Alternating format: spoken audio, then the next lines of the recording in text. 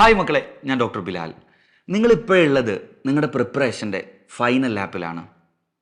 And I hope it's going well.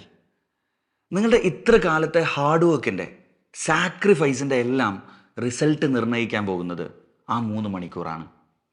May 3-ന് 2 മണി മുതൽ 5 മണി വരെയുള്ള ആ ഒരു സമയം നോക്കൂ. ഇത്ര കാലം നിങ്ങൾ എത്ര പഠിച്ചു, എത്ര ഹാർഡ് വർക്ക് ചെയ്തു, എത്രത്തോളം നോളജ് അക്വയർ ചെയ്തു എന്നതിനേക്കാളേറെ ഇമ്പോർട്ടൻ്റ് ആണ് ആ ഒരു ദിവസം, ആ 3 മണിക്കൂറിൽ നിങ്ങൾ എത്രത്തോളം പെർഫോം ചെയ്തു എന്നുള്ളത്, നിങ്ങൾ എത്രത്തോളം ഫോക്കസ്ഡ് ആയിട്ടിരുന്നു എന്നുള്ളത്, നിങ്ങൾ എത്രത്തോളം പ്രൊഡക്റ്റീവായിട്ടിരുന്നു എന്നുള്ളത്.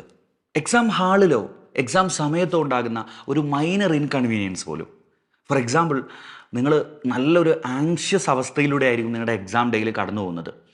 സ്വാഭാവികമായിട്ടും നമുക്ക് GERD, നമ്മളെ നെഞ്ചരിച്ചിൽ എന്നൊക്കെ പറയുന്ന കാര്യമുണ്ടല്ലോ, ഇൻഡൈജഷൻ്റെ ഭാഗമായിട്ട് അതൊക്കെ ഉണ്ടാവാം. അത്തരത്തിലുള്ളൊരു മൈനർ പ്രോബ്ലം പോലും നിങ്ങളുടെ പ്രൊഡക്ടിവിറ്റിയെ, നന്നായിട്ട് എക്സാം എഴുതാനുള്ള കഴിവിനെ നശിപ്പിക്കാൻ സാധ്യതയുണ്ട്.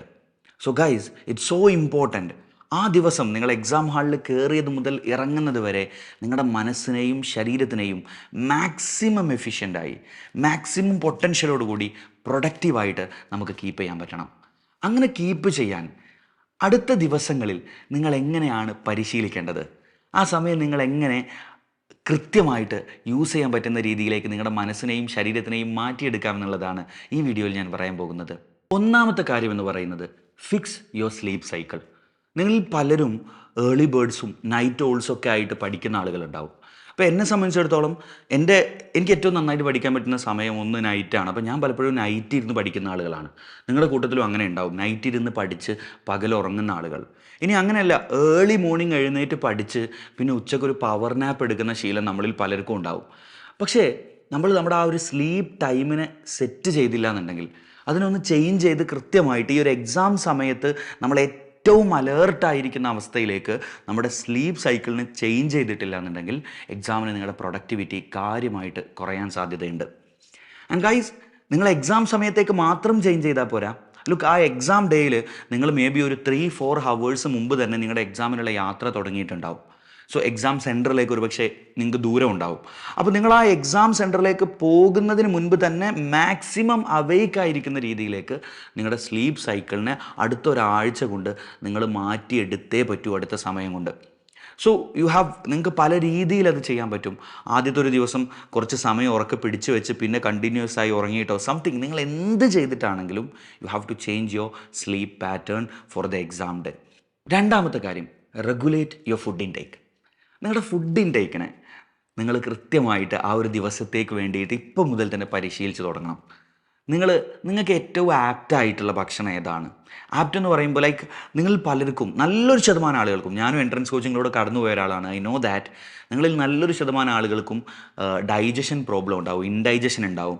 ബിക്കോസ് ഒന്നാമത് തന്നെ നിങ്ങളൊരു സ്ട്രെസ്ഫുൾ സിറ്റുവേഷനിലൂടെയാണ് കടന്നു പോകുന്നത്. സോ നമ്മുടെ ബോഡിയുടെ ബയോളജി തന്നെ ചേഞ്ച് ആവും, നമ്മുടെ ബോഡിയുടെ ഡൈജസ്റ്റീവ് ആക്ടിവിറ്റി കുറയാൻ സാധ്യതയുണ്ട് ഒബ്വിയസ്ലി. അതിന് പുറമെ നല്ലൊരു ശതമാനം കുട്ടികൾക്കും ഈ ഒരു ഡൈജസ്റ്റീവ് പ്രോബ്ലം ഉള്ള ആളുകളായിരിക്കും. സോ ഗൈസ്, നിങ്ങൾ മാക്സിമം ലൈറ്റായിട്ടുള്ള ഭക്ഷണം കഴിക്കുക. അതേ സമയത്ത് അതിനകത്ത് കുറച്ചൊക്കെ പ്രോട്ടീൻ ഉൾപ്പെടുത്തുക, കുറച്ചൊക്കെ ലോ ഗ്ലൈസീമിക് ഇൻഡെക്സ് ഉള്ള, അതായത് പതിയെ എനർജി റിലീസ് ചെയ്യുന്നത്, നിങ്ങൾ കൺസിസ്റ്റൻ്റ് ആയിട്ട് ഹെൽത്തി ആയിട്ട് കൺസിസ്റ്റൻ്റ് ആയിട്ട് നിങ്ങൾ ഭയങ്കര എന്താ പറയുക, എനർജൈസ്ഡ് ആയിട്ട് നിർത്താൻ പറ്റുന്ന ഭക്ഷണങ്ങളുണ്ട്, അതെടുക്കുക. അതിൻ്റെ കൂടെ തന്നെ oily foods, high oily foods നിങ്ങൾ ഒഴിവാക്കണം. And spicy foods. ഇൻഡൈജഷൻ്റെ മെയിൻ കോസ് സ്പൈസി ഫുഡ്സാണ്. സോ അടുത്ത ദിവസങ്ങളിൽ മാക്സിമം ഈ സ്പൈസി ഫുഡുകളെല്ലാം ഒഴിവാക്കി ആ ഒരു ദിവസത്തേക്ക് നിങ്ങൾ കൃത്യമായിട്ട് പരിശീലിക്കുക എന്നുള്ളത് ഭയങ്കര ഇമ്പോർട്ടൻ്റ് ആണ്. അതുപോലെ തന്നെ ഫുഡിൻ്റെ ക്വാണ്ടിറ്റി ഓൾസോ മാറ്റേഴ്സ്. നമ്മൾ ധാരാളം ഫുഡ് കഴിച്ചാൽ, നിങ്ങളിപ്പോൾ ഒരുപാട് എക്സാമുകൾ എഴുതി എക്സാമിനോട് നിങ്ങൾ തഴങ്ങിയിട്ടുണ്ടാവും.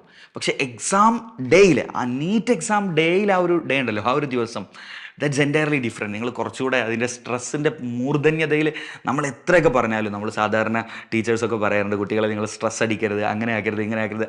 I also use it to say. പക്ഷേ ഞാനൊരു മത്സര പരീക്ഷ എഴുതാൻ പോകുമ്പോൾ ഞാനും ആ സ്ട്രെസ്സിലായിരിക്കും.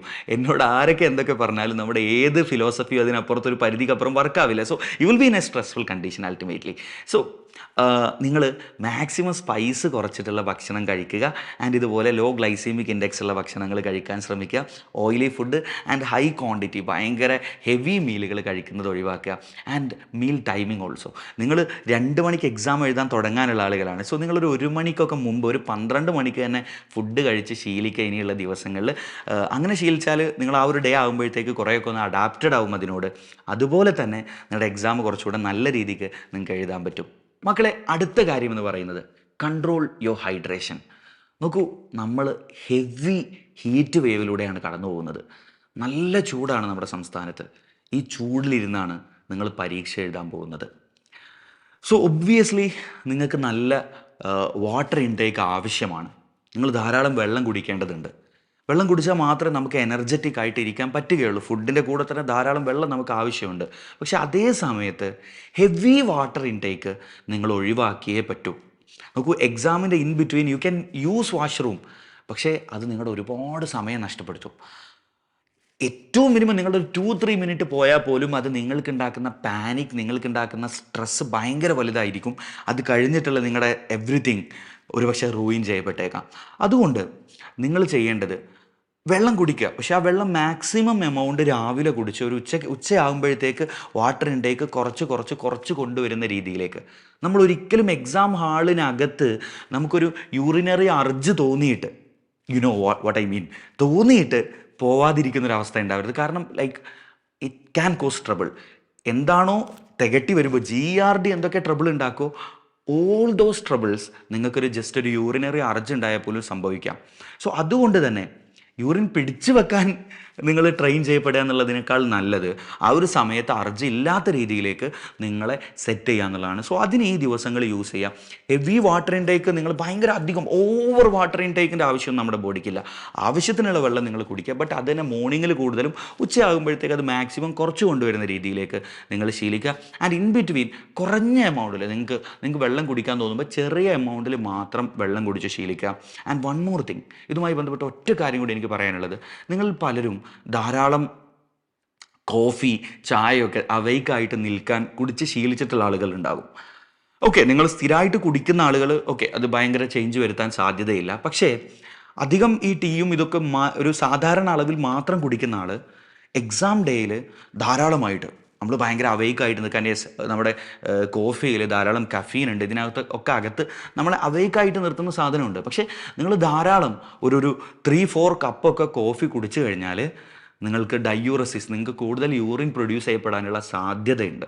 There is A chance.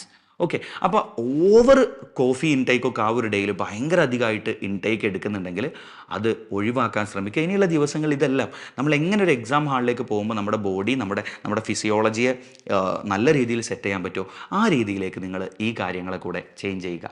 Guys, ഇനിയാണ് ദ മോസ്റ്റ് ഇമ്പോർട്ടൻറ്റ് തിങ്. ഇനിയുള്ള എല്ലാ ദിവസവും ഒരു 1 to 5 PM നിങ്ങൾ എക്സാം ഹാളിൽ എങ്ങനെയായിരിക്കുമോ ഉണ്ടാവുക, ആ കാര്യങ്ങളെ നിങ്ങളൊന്ന് സിമുലേറ്റ് ചെയ്യാൻ, അതിനൊന്ന് റിക്രിയേറ്റ് ചെയ്യാൻ ശ്രമിച്ചുകൊണ്ടിരിക്കുക എന്നുള്ളത് ആണ് ഏറ്റവും ഇമ്പോർട്ടൻ്റ് ആയിട്ടുള്ള കാര്യം. നിങ്ങളുടെ മൈൻഡ് ട്രെയിൻ ചെയ്യപ്പെടേണ്ടതുണ്ട്. അതിനോ നിങ്ങൾ ഓൾറെഡി ട്രെയിൻഡ് ആയിരിക്കും. നിങ്ങളുടെ ഇൻസ്റ്റിറ്റ്യൂഷനിൽ എക്സാമൊക്കെ ആ ഒരു സമയത്തായിരിക്കും നടക്കുന്നതൊക്കെ ശരിയാണ്. പക്ഷെ അതിനു അപ്പുറത്ത് ഇൻ കേസ് നിങ്ങൾക്ക് എന്താ പറയുക, എല്ലാ ദിവസവും ഒരു പക്ഷേ നിങ്ങൾക്ക് അങ്ങനെ ഒരു ശീലം ഉണ്ടാവില്ല. പക്ഷേ ഇനിയുള്ള ദിവസങ്ങളിൽ എല്ലാ ദിവസവും എവറി ഡേ 1 to 5 അവർ എക്സാം ഹാളിൽ നിങ്ങൾ ഏത് പോസ്റ്ററിലായിരിക്കും ഇരിക്കുക, അതേ പോസ്റ്ററിൽ എക്സാം ഹാളിൽ നിങ്ങൾക്ക് ഇങ്ങനെ ഭയങ്കര വിശാലമായ സംവിധാനമൊന്നും ഉണ്ടാവില്ല. അവിടെ ഏത് പോസ്റ്ററിലാണോ ഇരിക്കുക ആ പോസ്റ്ററിൽ ഇരിക്കാൻ ശ്രമിക്കുക. അവിടെ നിങ്ങൾ ഏത് സിറ്റുവേഷനിലായിരിക്കും, നിങ്ങൾക്ക് ഒരു മിനിറ്റ് പോലും ബ്രേക്ക് എടുക്കാൻ പറ്റാത്ത, നിങ്ങളുടെ മൈൻഡ് ഇങ്ങനെ കണ്ടിന്യൂസ് വർക്ക് ചെയ്യേണ്ട, നിങ്ങളുടെ ബ്രെയിന് കണ്ടിന്യൂസ് വർക്ക് ചെയ്യേണ്ട ഒരു സിറ്റുവേഷനിലായിരിക്കും അല്ലേ. ആ ഒരു സിറ്റുവേഷൻ നിങ്ങൾ റിക്രിയേറ്റ് ചെയ്യാൻ ശ്രമിക്കുക. നിങ്ങൾ ക്വസ്റ്റ്യൻ പ്രാക്ടീസ് ആണെങ്കിലും മറ്റേതൊരു കാര്യമാണെങ്കിലും ഒരു ബ്രേക്ക് ഇല്ലാതെ, ഒരു മൈനർ ഇൻകൺവീനിയൻസ് പോലും വരാത്ത രീതിയിൽ, ഒരു മൈനർ ഡിസ്ട്രാക്ഷൻ പോലും വരാത്ത രീതിയിൽ എല്ലാ ദിവസവും ആ ഒരു സമയം നിങ്ങളുടെ ഒരു മോക്ക് എക്സാം എഴുതാനോ അല്ലെങ്കിൽ ക്വസ്റ്റ്യൻ പ്രാക്ടീസ്, അതും ഇടതടവില്ലാതെ ഒന്നുപോലും ഒരു സമയം പോലും കളയാതെ ടെ ആ ഒരു രീതിയിൽ കണ്ടിന്യൂസ് ആയിട്ട് നിങ്ങൾ ക്വസ്റ്റ്യൻ പ്രാക്ടീസിലും മറ്റും ഏർപ്പെടാൻ ശ്രമിക്കുക. നോക്കൂ, നമ്മുടെ മൈൻഡ്, നമ്മുടെ ബ്രെയിന് ഭയങ്കര പ്ലാസ്റ്റിക്കാണ്. ദറ്റ് ഈസ്, നമ്മുടെ ബ്രെയിനിനെ നമുക്ക് എങ്ങനെയും ട്രെയിൻ ചെയ്തെടുക്കാൻ പറ്റും. നിങ്ങൾ എല്ലാ ദിവസവും ഇനിയുള്ള 1 വീക്ക്, മോർ ദാൻ 1 വീക്ക് സമയമുണ്ട്. എല്ലാ ദിവസവും ഈ ഒരു സമയത്ത് നിങ്ങളിങ്ങനെ ഫോക്കസ്ഡ് ആയിട്ട് പരിശീലിക്കുന്ന ഒരു സാഹചര്യം ഉണ്ടായിക്കഴിഞ്ഞാൽ ഓൺ യുവർ എക്സാം ഡേ നിങ്ങളുടെ ബ്രെയിനിന് ഓട്ടോമാറ്റിക്കലി മനസ്സിലാവും, യെസ് ഞാൻ ഈ ഒരു സിറ്റുവേഷനിൽ ഞാൻ ഭയങ്കര ആക്റ്റീവായിട്ട് വർക്ക് ചെയ്യേണ്ട ഒരു സമയമാണെന്ന് നമ്മുടെ ബ്രെയിനിന് ഒബ്വിയസ്ലി ഒരു സിഗ്നൽ കിട്ടും. And it will work far better than you expect. So guys, ഇത്രയും കാര്യങ്ങളാണ് നിങ്ങൾ ഏറ്റവും കൂടുതൽ ശ്രദ്ധിക്കേണ്ടത്. ആൻഡ് വൺസ് അഗെയിൻ, ഇത്ര കാലത്തെ പഠനം എത്രത്തോളം ഇമ്പോർട്ടൻ്റ് ആണോ അതിൻ്റെ 100 ഇരട്ടി 1000 ഇരട്ടി ഇമ്പോർട്ടൻ്റ് ആണ് എക്സാം ഡേയിലെ നിങ്ങളുടെ പ്രൊഡക്ടിവിറ്റി, എക്സാം ഡേയിലെ നിങ്ങളുടെ പെർഫോമൻസ്.